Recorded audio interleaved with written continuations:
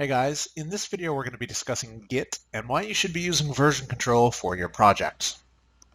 So first thing I need to do is actually manually create the .desktop file for PyCharm because it did not do it, I guess. So in the bin directory I'm just going to open a terminal and run pycharm.sh.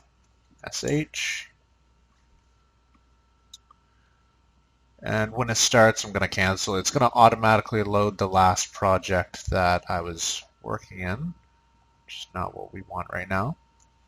You're going to see this configure link in the bottom. Just right or left click that and click create desktop entry here.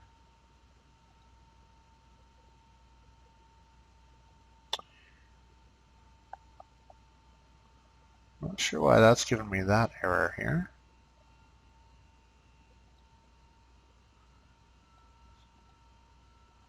Maybe we'll locate suitable startup script.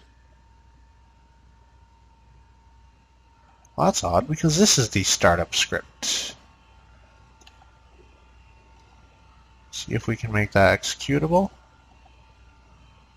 See if that fixes it.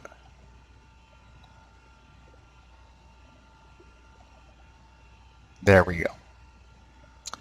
So if you guys encounter that, just make sure you right click here, go to Properties, Permissions, and allow executing file as a program.